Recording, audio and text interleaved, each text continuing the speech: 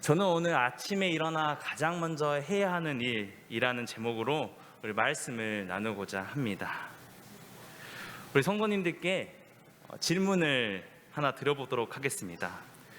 우리가 일어나면 가장 먼저 해야 하는 일이 무엇일까요? 아침에 일어나면 해야 하는 행동 베스트 3가 있다고 합니다. 첫 번째는 일어나기 전에 기지개를 충분히 피라고 합니다. 저희가 자는 동안 잘 움직이지 않는 상태이다 보니 이 틀어진 근육이라든지 이 뼈가 맞춰지는 일들도 일어날 수 있기 때문에 기지개를 충분히 피라고 말합니다. 그 두 번째는 입안을 헹구라고 합니다. 저희가 또 잠을 잘 동안 침을 삼키지 않기 때문에 입안에 세균이 엄청나게 많아질 수 있으므로 일어나면 이를 헹구라고 말합니다. 세 번째는 기와 혀를 순환시킬 수 있는 물을 마시라고 합니다. 물을 마시게 되면 잠을 깰 수도 있고 또 소화기관을 자극하는 데 큰 도움이 된다고 이야기를 하고 있습니다. 그렇다면 성경에서는 어떻게 이야기하는지 오늘 본문 말씀 고린도전서 15장 31절을 저희가 같이 보도록 하겠습니다. 형제들아, 내가 그리스도 예수 우리 주 안에서 가진 바 너희에 대한 나의 자랑을 두고 단언하노니 나는 날마다 죽노라. 이 많은 분들이 잘 알고 계시는 말씀이고 또 우리가 따라야 할 말씀을 이야기할 때 빠지지 않고 등장하는 바울의 고백입니다. 이 본문을 영어로 보면 I face death every day 라고 적혀 있습니다. 한마디로 매일매일 죽음을 마주하고 직면한다는 것입니다. 신앙을 하지 않는 일반인들이 이 구절을 본다면 철학적으로 생각할지도 모르겠습니다. 죽음이라는 절대적인 실존 앞에 서 있는 유한하고 초라한 인간은 자각하지 않아도 매일매일 죽음을 직면하는 존재라고 생각할 수도 있겠습니다. 하지만 그리스도인이 우리는 이 말이 어떤 말인지 잘 알고 계실 겁니다. 신앙생활을 저보다 더 오래 하신 우리 성도님들께서는 더더욱 그러실 것입니다. 그렇다면 오늘 본문 말씀처럼 성경은 매일매일 우리가 자아를 죽여야 한다고 말하고 있습니다. 왜 우리가 자아를 죽여야 할까요? 답은 바로 간단합니다. 우리가 바로 죄인이기 때문입니다. 이 죄인이 자아 그대로 행동한다면 어떻게 되는지 우리는 주변 사회에서 보게 되죠. 죄된 행동과 생각으로 스스로를 파멸로 내모는 사람들의 소식은 이 뉴스만 틀면 쉽게 찾아볼 수 있습니다. 또 굳이 리모컨을 잡지 않아도 우리는 그런 사람을 볼 수 있습니다. 저는 오늘도 그런 사람을 마주하게 되었는데요. 바로 그 사람이 바로 제 자신입니다. 저의 죄된 본성을 매 순간 마주할 때 저는 그리스도인으로서 가능성을 의심하게 됩니다. 겉으로는 드러나지 않지만 이 스스로가 알고 있는 죄를 생각할 때면 안담하기까지 합니다. 예수님을 믿는 우리는 우리 자신이 죄인인 것을 알고 있습니다. 그렇기 때문에 우리는 날마다 자신을 부인해야 하는 것이죠.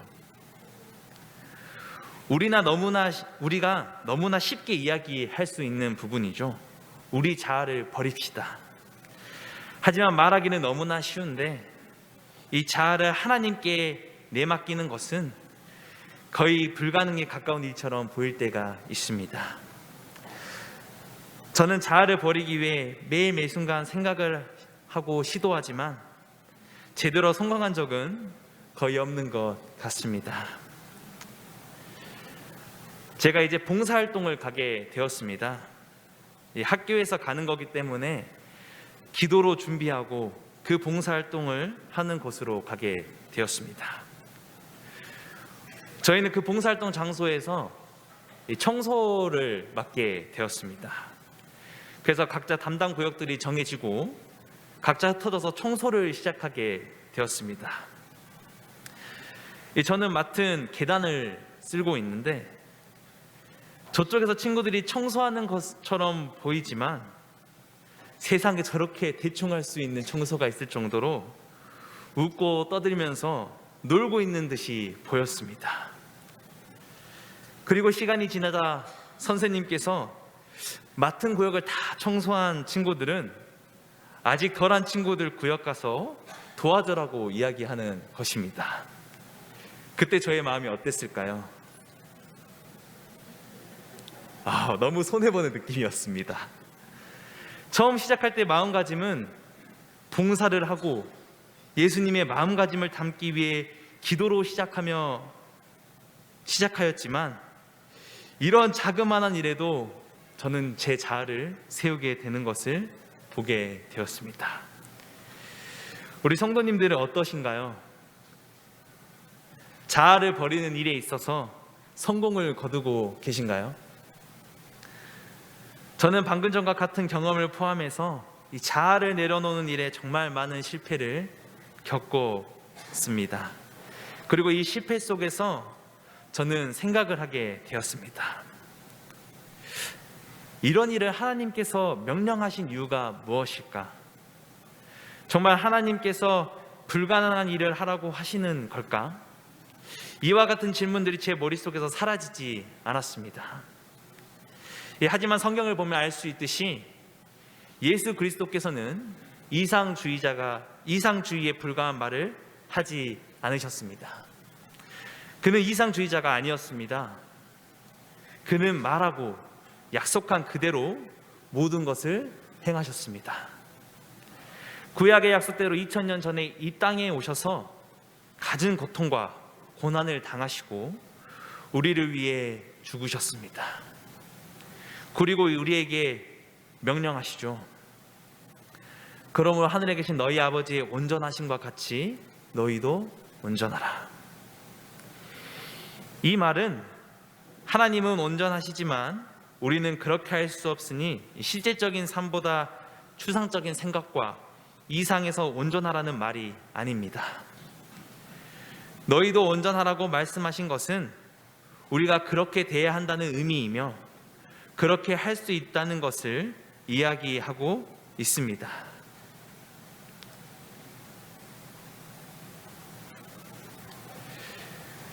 그렇다면 우리의 본질은 무엇일까요? 에베소서 4장 14절에 바울이 말하는 대로 우리는 다 하나님의 아들을 믿는 것과 아는 일에 하나가 되어 온전한 사람을 이루어 그리스도의 장성한 분량이 충만한 데까지 자라야 한다라는 것입니다. 우리의 양심과 품성이 예수 그리스도의 분량까지 성장해야 한다는 것입니다. 우리는 이제 자아를 내려놓는 일에 나에게서 먼 일이 아니라 내가 해야만 하는 하나님의 실제적인 명령임을 알게 되었습니다.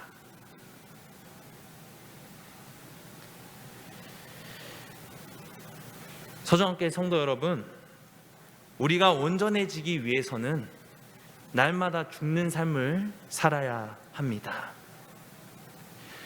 오늘 본문을 쓴 사도 바울의 삶을 보면 그가 어떻게 이러한 삶을 살게 되었는지 알 수 있습니다. 그 역시 매일 자아를 죽이고 그리스도의 분량까지 자라는데 많은 우여곡절을 겪게 되었습니다. 그는 어쩌면 성경의 수많은 인물들 중에서도 가장 자신을 꺾기 힘든 사람이었을지 모릅니다. 바울은 저희가 잘 알고 있듯이 바리새인으로서 차기 뒤조통으로 손꼽힐 정도의 뛰어난 지식과 출생병을 가지고 있었습니다. 그도 그럴 것이 그는 가말리엘 문화에서 교육을 받았는데 그는 율법의 영광이라는 별명을 가진 랍비였습니다. 탈무드에서 여러 차례 등장하는 그 랍비는 당대 최고의 율법 학자라고 이야기합니다. 바울은 당시 유대인의 엘리트 코스를 밟았고 만약 그가 가말리엘의 가르침을 받아 그대로 살아갔다면 그는 가말리엘보다 더한 지도자가 됐을지도 모릅니다. 그러다 예수님을 증거하는 스데반이 돌에 맞아 죽게 되는 사건이 발생을 합니다. 이때 바울은 스데반이 죽는 것이 합당하게 여긴 것도 모자라서 그를 죽이는 데 증인으로까지 서게 됩니다. 이 고대 이스라엘에서 돌로 치는 사형식을 할 때 아무나 돌을 던지는 것이 아니라, 아무나 먼저 돌을 던지는 것이 아니라 한 사람이 신호를 하면 돌을 던졌다고 합니다. 그 신호를 하는 사람이 그 형의 증인이 되고 그 증표로 옷을 맞게 되는 것입니다. 사도 바울의 신호로 스데반의 사형식이 시작되었습니다.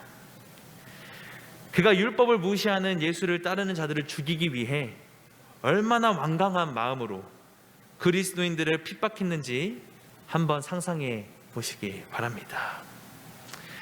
그는 스스로 자신의 하는 일이 얼마나 가치 있는 일이라고 생각했으며 그의 자아는 꺾일 수 없을 만큼 단단했을 것입니다. 하지만 이런 바울을 예수님의 복음을 가장 널리 퍼뜨린 위대한 사람으로 만들어주게 되죠. 그 사건이 다메섹 도상의 경험입니다.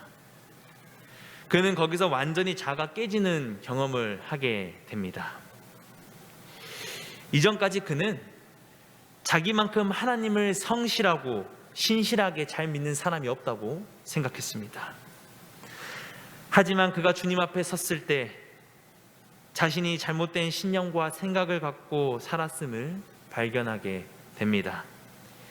이 진리의 실체이신 예수님의 앞에서 그는 무엇이 잘못되었는지를 곧 깨닫게 되었습니다. 자신이 더 이상 의인도 아니고 유대계의 영웅도 아니라 말할 수 없는 흉측한 죄인이며 강포한 사람이었다는 것을 말이죠. 자신이 가장 하나님을 사랑하고 하나님을 사랑하는 사람이라고 생각했었는데 알고 보니 가장 하나님의 뜻을 방해했던 대적자였고 원수였던 것입니다. 디모데전서 1장에서는 이렇게 말하죠. 내가 전에는 회방자요 핍박자요 포행자였다. 나는 죄인 중에 괴순이라. 그는 여기서 예수님께 자신을 내어드렸습니다. 그는 다메섹에서 예수님을 만나고 완전히 돌아서게 됩니다. 변화하게 된 것이죠. 바울은 매일매일 자아를 죽이는 삶을 살게 되었습니다. 그는 예수쟁이를 잡아넣던 사람이 예수쟁이가 되었고 40의 감한 매를 맞을 정도의 고난도 자처하게 됩니다.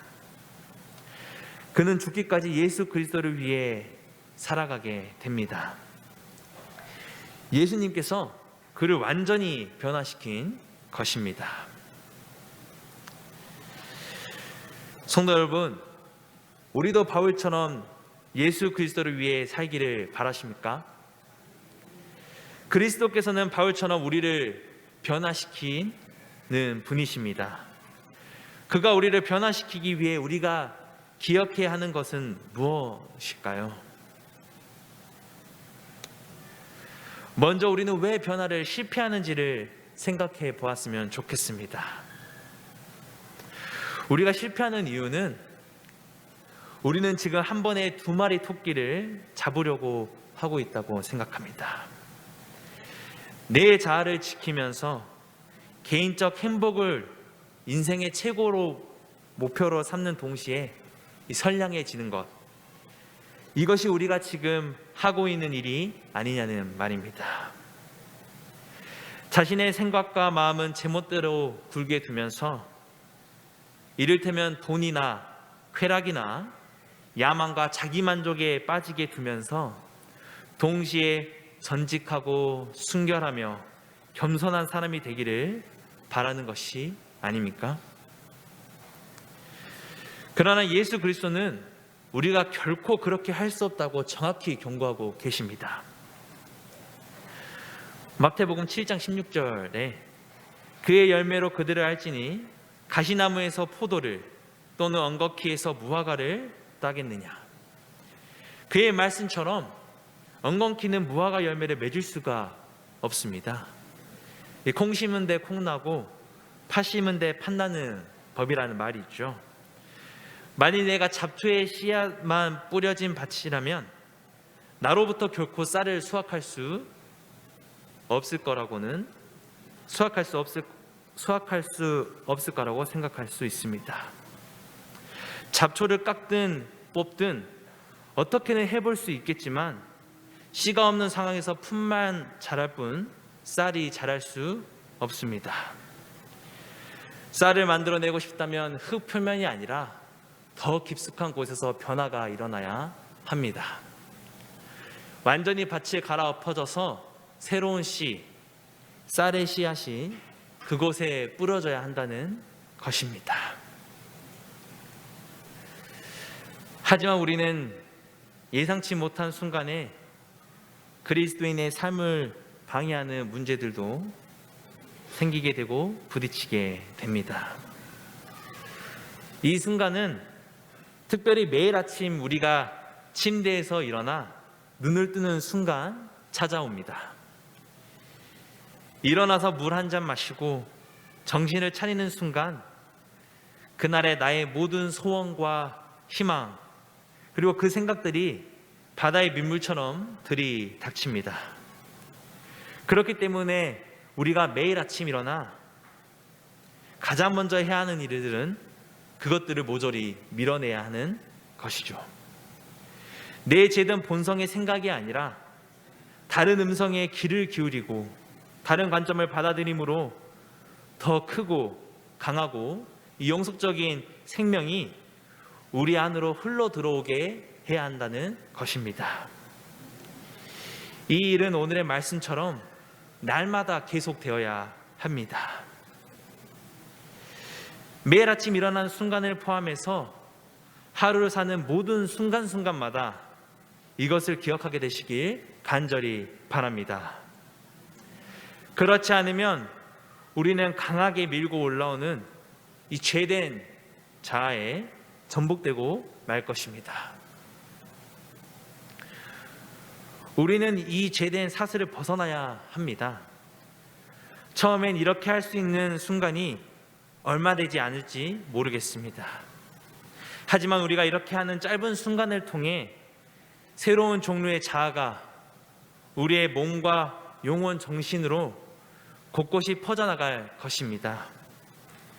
왜냐하면 우리가 이렇게 함으로 이 새로운 자아의 주인이 일해야 할 부분에서 일할 수 있기 때문입니다. 우리를 사랑하시는 새로운 자아의 주인은 우리와 늘 함께 일하고 계십니다.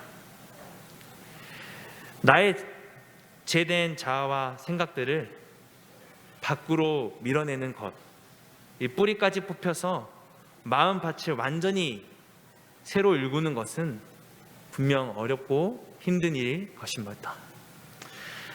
하지만 어려운 일이지 불가능한 일이 결코 아닙니다. 오히려 앞서 얘기했었던 우리의 자아를 마음에 든 채 개인의 욕심을 추구하면서 예수님을 따르려고 하는 것이야말로 불가한 일입니다. 성경은 전 우주가 그리스도를 위해 만들어졌으며 모든 것이 그 안에서 함께 모인다고 말하고 있습니다. 그러므로 그리스도인인 우리는 예수 그리스도가 온 우주의 중심을 믿는 사람들이기 때문에 우리의 믿음 생활은 그 중심인 예수님께 우리 자신을 던지는 것이 되어야 합니다.